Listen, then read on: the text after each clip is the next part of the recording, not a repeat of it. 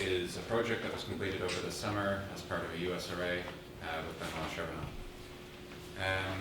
So what we were really working with and thinking about was Zometool, which is the stuff that I've used to make the models I have here. And in particular, using Zometool along with this concept called Wythoff's construction, which is just a really nice uniform way to allow us to construct highly symmetric polytopes in higher dimensions. So a brief outline is I'm going to motivate what we've done a little bit. Then I'm going to talk about the pure math necessary to understand the package. I'll talk a little bit about the Maple package, and then I'm going to end off with a demo of the package. So first, some motivation.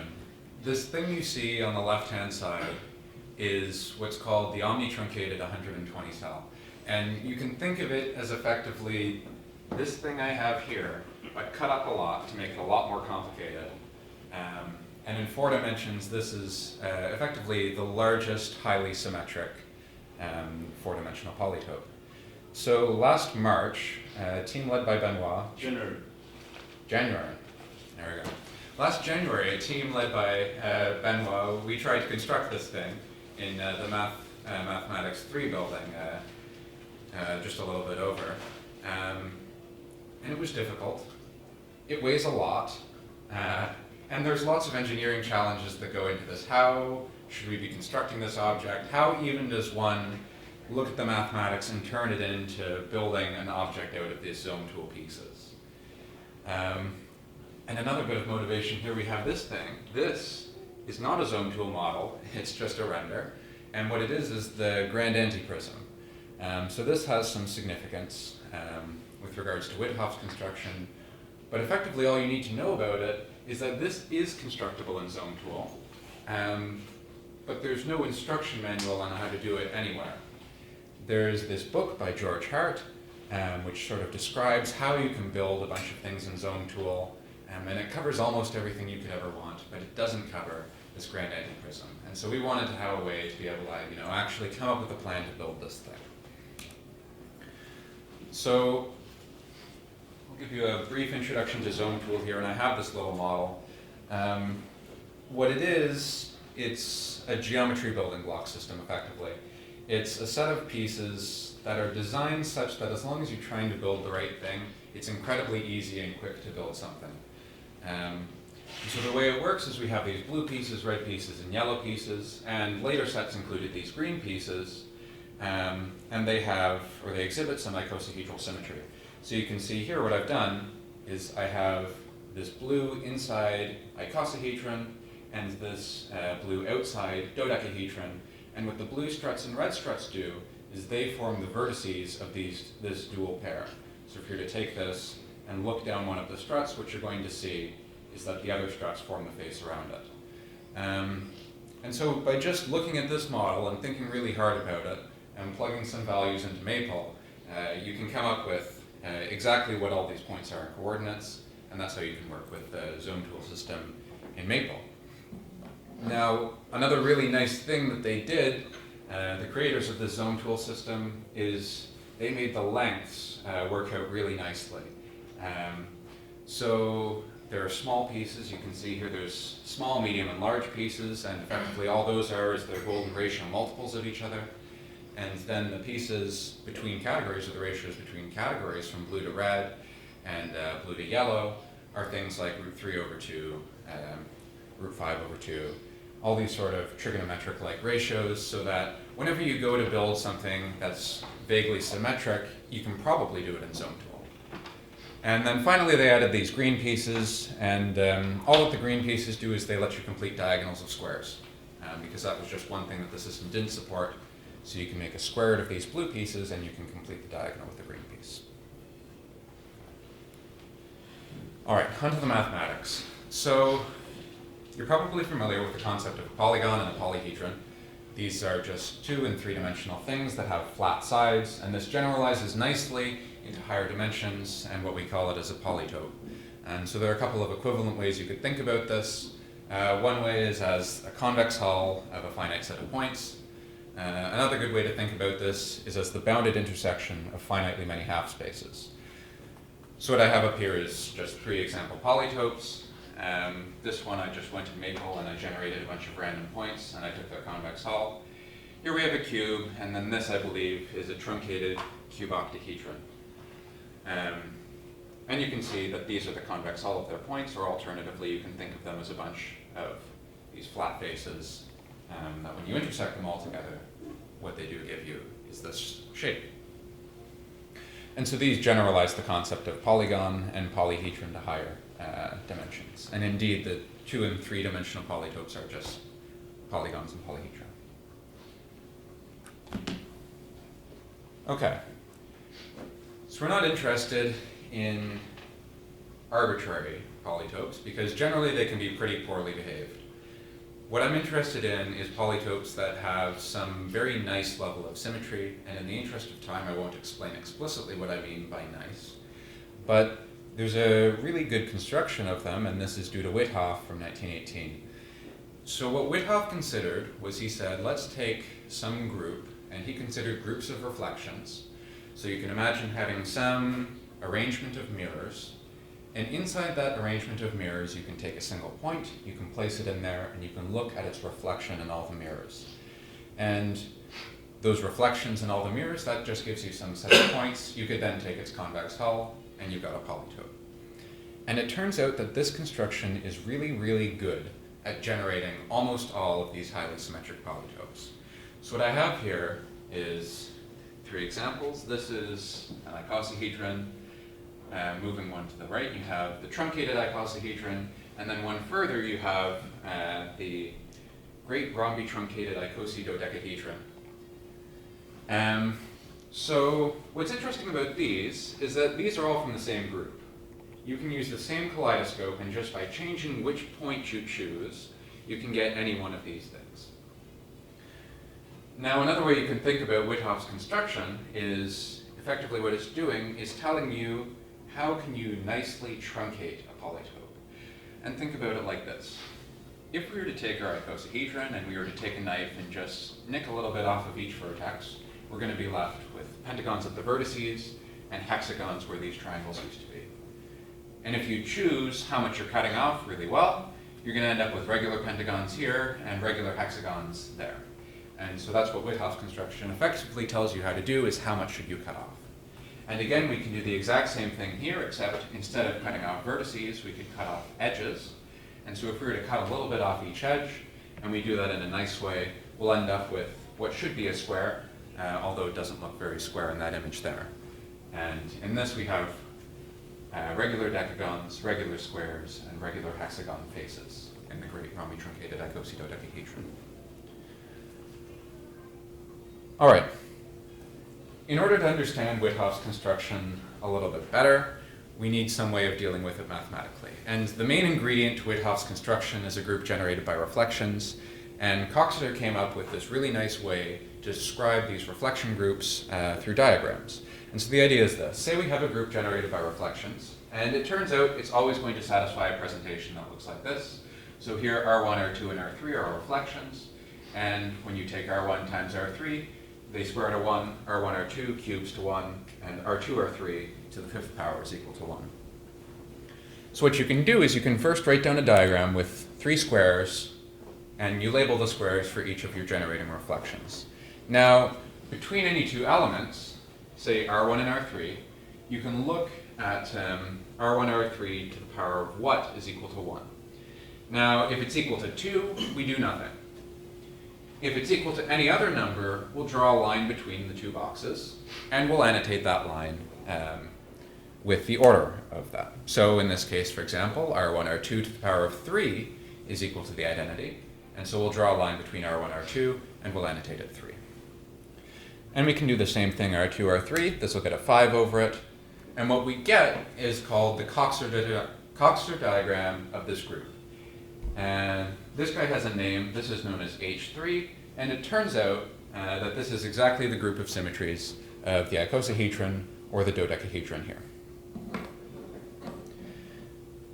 We can go the other way, of course. So if we're given a Cox diagram like this, we see we have 3 generating reflections.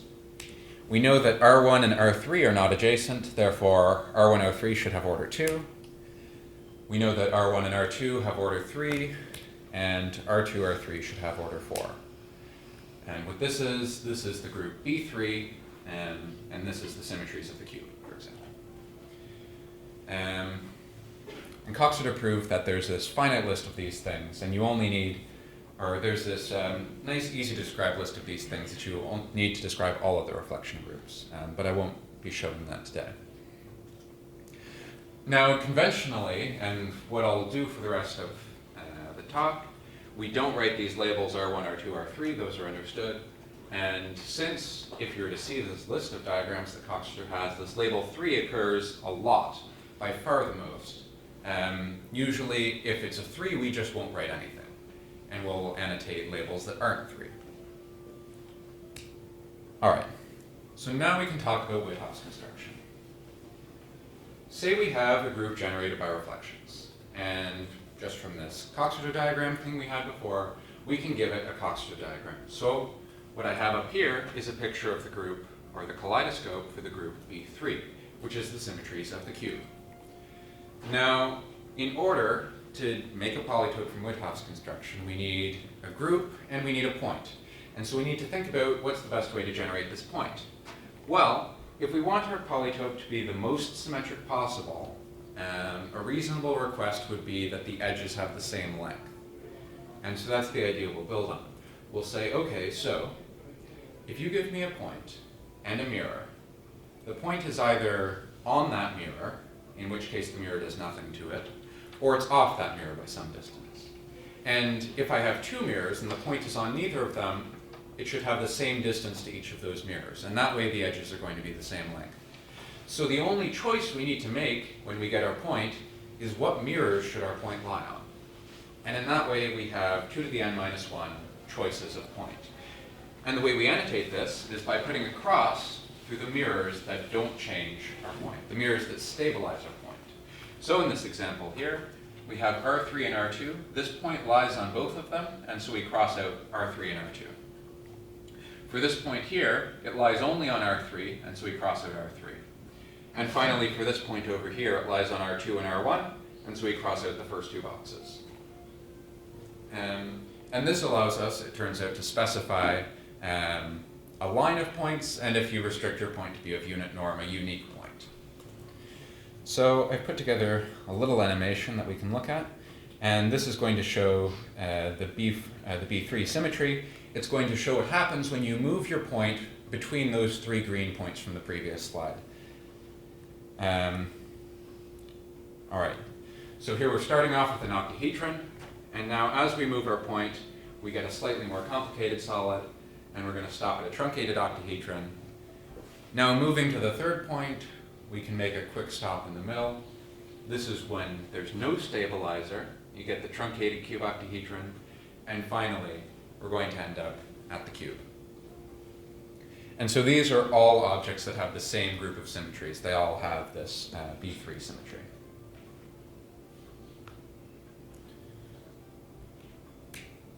All right. Now, what we did is we implemented this Wythoff's construction in Maple. So you can really easily generate these nice symmetric polytopes. And what this does is this gives us a zoo of examples for the next part of our package. And this, for example, is how I generated that movie you just saw, is using this package and a ray tracer. So it's really easy to use. All you need to do is you need to tell it what group do I want to be using and what boxes should be uncrossed. So for example here, I have H4, and this is the diagram of H4, and I say I only want the first reflection to be uncrossed. So if I do that, I'm going to end up with some polytope, and it turns out that's this thing, the 120 cell, one of the 4-dimensional regular polytopes. Effectively, it's the 4-dimensional generalization of the dodecahedron. Now, this line of code takes a really, really, really long time to run, depending on your definition of really. It took about 12 hours on my computer, and the reason it takes about 12 hours is because H4 has order 14,400, and we haven't tried too hard to optimize this part of it yet. So generating the group H4 is what takes this much time. It takes 12 hours. Fortunately, with the package code, I've included a copy of H4, and so if you ever want to make something like this, you can load it, and now this line is going to take about 30 seconds. As it happens in 4 dimensions, most of the reflection groups are really small except for H4.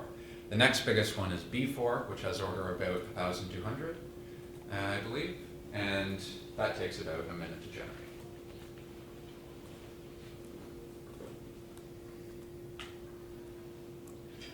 All right, so once you've generated some vertex data and some edge data, we're ready to put it into Zometool. We're ready to determine whether or not this polytope can actually be realized physically in this Zometool system. And so the way that this is set up in our package is we don't assume any particular Zometool system, but rather we allow you to specify some configuration of struts, lengths, and points, and you can construct it in that system as well. And so in this way, if you wanted, you can construct a sort of octahedral Zometool, which would be an alternate system. This stuff here is icosahedral Zometool because it has H3 symmetry. So included with the package, we have this icosome file, which contains everything you'll need. And what I've done here is I've generated this B3, and only the third one is uncrossed. And from that video, what this is this is just the cube. Once I have that, I'm going to make a model. And the way I make a model is just by asking for a model, and I give it my edge data, and I give it the zone system I want to build it on. Because really all that matters here is the edges.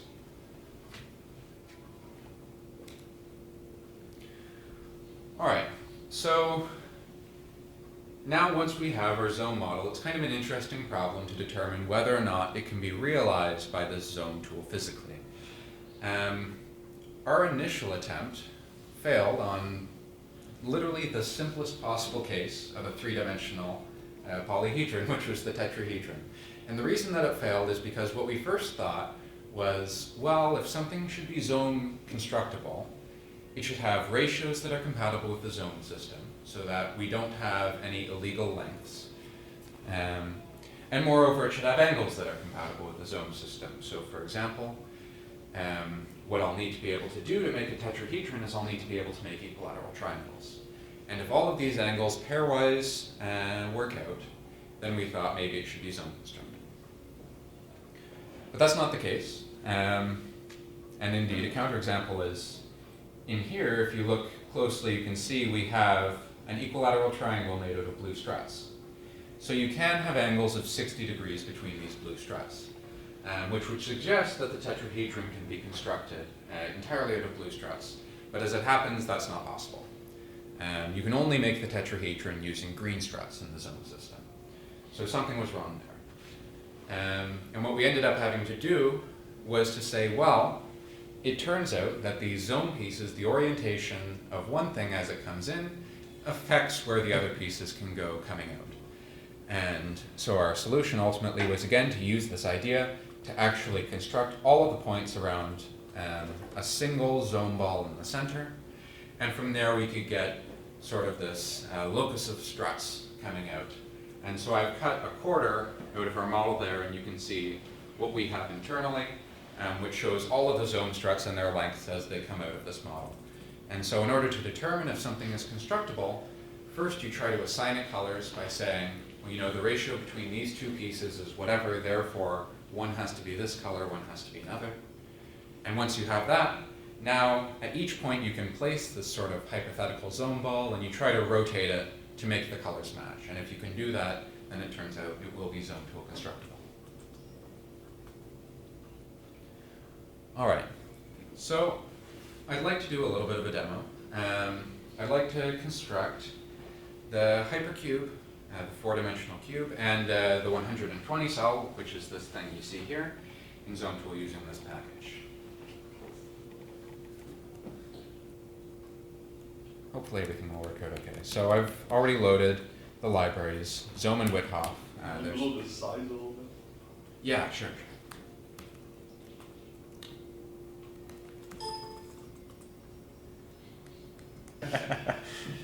All right. So here's what we want to do. Again, this is just the code I had earlier, except now we're in 4 dimensions.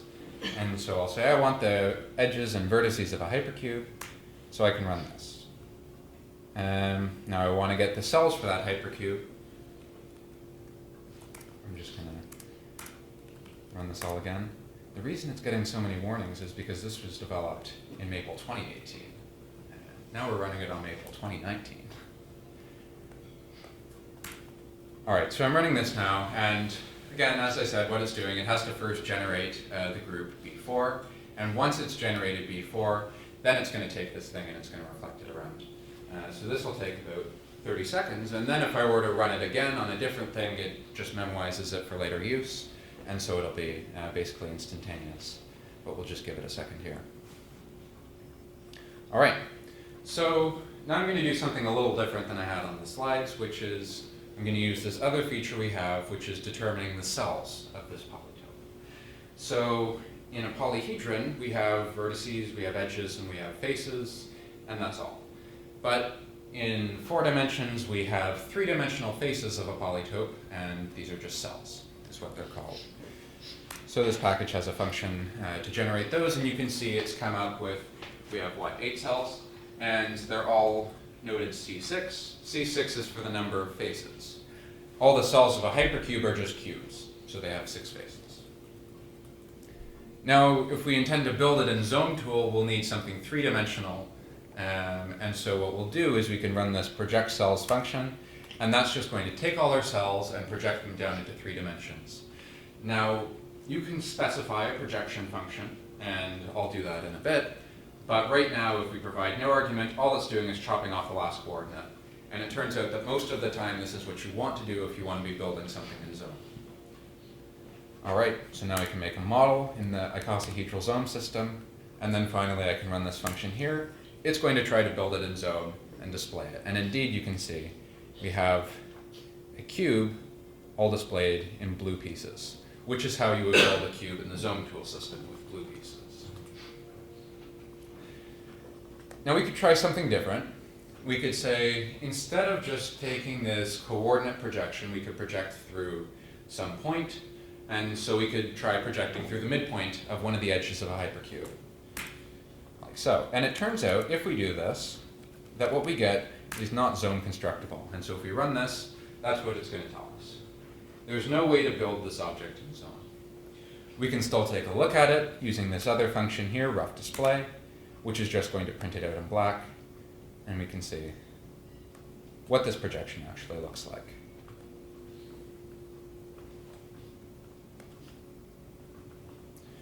All right, one more interesting projection we can do is we can do a stereographic projection, and the best way to stereographically project a polytope is to take one of its cells, look at its center of mass, and do a stereographic projection from that point as the North Pole.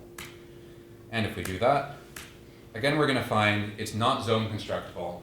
And the reason it's not Zome constructible is in fact because the ratios of the pieces just don't work out. There's no way to represent the lengths of the edges of this structure in the Zome system. But if we were to display it, what we're going to get is the usual depiction of the hypercube. All right. So for this one, we're going to look at the 120 cell, and it takes about a minute to create with the usual Whitehoff construction, so in the interest of time, I'm just going to load it from a file. And we can play the same game here. We can say project cells. This is going to project the 4-dimensional cells of this guy down into 3 dimensions. Now I'm going to make a model again, except this time instead of waiting for it to try to construct the model, I already know that the 120 cell is Zome constructible. Here's the proof.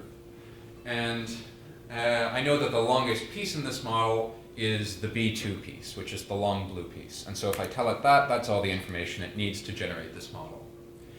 Now if I were to try to display it, we're going to get something a little more complicated going on because there are plenty of colors. So I can blow this up a bit, and you can rotate this around and see it has some nice symmetries, and indeed, these are present in this thing as well. If you look down a pentagon, you get some nice symmetries of the object. Now, if I were to go and actually construct this in real life, the first thing I might want to know is what pieces do I need? And so we can run this parts list function, and what that's going to tell us is that we'll need 120 long red pieces, 120 short red pieces, 330 of these balls, 200 long yellow pieces, and 180 long blue pieces. So this is a pretty useful feature. Finally, when it comes to actually constructing this thing, I mean, I have this nice picture here, but I doubt that anyone could take that picture and actually start putting pieces in, because there's far, far, far too much information going on. So what we can do is we can draw just parts of the structure, and the way we do that is by specifying a height function. So I'm just using the usual Euclidean distance here. And now what I can do is I can say, draw me this model using this function as a height function, and I want you to draw me every cell up until this second cell. And if I do that, I'm going to get something like this. So this is, in some sense, the second step of the procedure. You can make it a little bit nicer still by passing in this flag here, and what that's going to say is just display the one cell on this level, don't display everything. And if we do that, we're going to get this. So what you can see is that we have this core dodecahedron here, and then after you've built this core dodecahedron, we have this slightly squished dodecahedron that you can build on top of it. And if you build 12 of those on top of all these guys, you'll have that second step done. And you can keep going through this, getting more and more steps on the model until you get to this final step here, which is a little hard to see. So I'll try to rotate this up.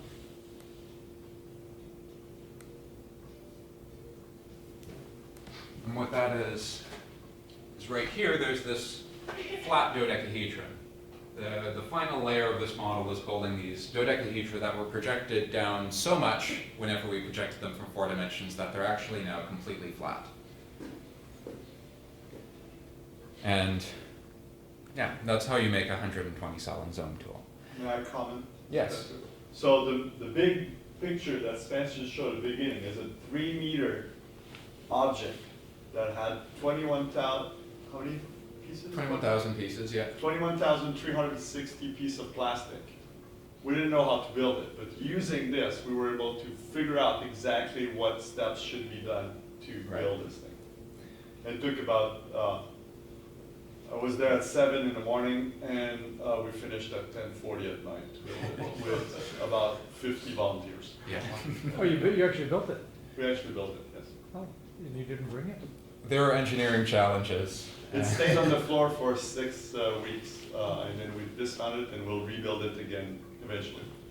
The thing is, us being in the pure math department, we figured this out, and we were so happy that we knew theoretically how to construct this thing that at some point we forgot it weighed 80 pounds. So most of those hours between 7 and 10 were spent holding it and trying to figure out what to do with it. All right, there are other projections we can do, and this one is particularly nice. This has nothing to do with Zometool, but it is neat, I think. Whenever we project down by just removing a coordinate, we get something that is constructible in Zometool, but we lose a lot of information about the actual structure of this polytope. We're not seeing all of the richness that it actually has. And so what Cox figured out was that there's actually this nice mathematical way to describe the most symmetric planes on which a polytope can be viewed, which are called the Cox planes of that polytope. And so what we can do in this package is we can do a projection onto Cox planes, and it's just as easy as projecting onto a basis, but the Cox plane is what you fill in for that basis. And if we do that, we can display it, and we'll get something like this. So this is some axis of symmetry that this object can be viewed along, but it's too rich to be represented in the Zometool system, and no amount of looking around this object will ever find this thing for you. And we can do the same thing for other planes. So here's the B4 plane. It's slightly harder to see the symmetry in this one, but if you look, it has this fourfold symmetry around the center point. And finally, we have the F4 plane. F4 is the symmetries of the 24 cell. And so what we're going to get is we're going to get something that has roughly some 6-fold and some 8-fold symmetry going on in it. And indeed, that's what we're going to see in here. And so you can do these with lots of objects, not just the hypercube, not just the 120 cell. And so one example I can give is I can go back up here to my hypercube, and all I want to do is I'll say, instead of giving me, 4, which is the hypercube, I can add in one more number here. I'll take one thing out of the stabilizer, 3, 4, and what's going to result is the truncated hypercube. And so that runs quickly now. And we're going to see now we have some different cells. We have cells with 4 faces and we have cells with 14 faces. So those are our simplices and probably octahedral prisms, something like that. So in the same way as before, we can try to build this. It turns out it's not going to be zone constructible, but we can do, we can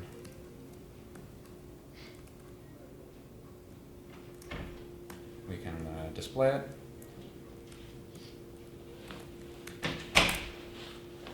And interestingly, this sort of corresponds to our intuition of what a truncated hypercube might look like.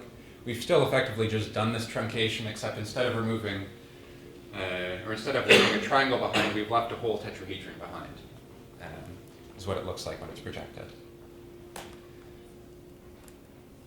So I think that's about it for the demo.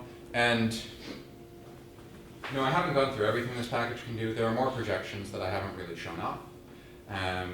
The Cox plane projections you can do with H3 and B3 as well, and if it turns out that if you do that on this object, you're going to recover exactly what you can see by looking down it. Yeah, there's lots of other things that this package can do. If you're interested, you can check out the preprint. It has the same title as the name of this talk, or you can get the package directly from a Git server we have hosted at UWaterloo. Thank you for your attention.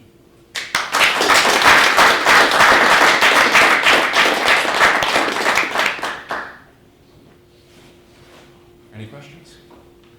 Yep. So how do you move? Did you move this one? Did you partly dismantle it, or? Yeah, so I thought I was going to have to do that, but Benoit pointed out to me that there's a little bit of play in these things. So if you hold it up, you can squish it like this, and it turns out if you squish it this tiny bit, it's enough to fit through a door.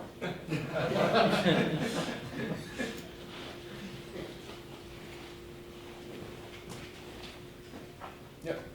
So for the group theoretic computations, did you use the group theory package in Maple, or did you? No. So no, we didn't use the group theory package. So what I did is that since these are reflections in some Euclidean space, I found it easiest to just directly represent them as matrices, and then I did matrix multiplication. I did try at some point, but H4 computation was way too long to be anything useful. The more interesting computations sort of moving forward this project are coming up with things like maximal subgroups of these groups. And for that, you can do it in GAP. Right. Yes. And then that translates back over to Maple pretty nicely.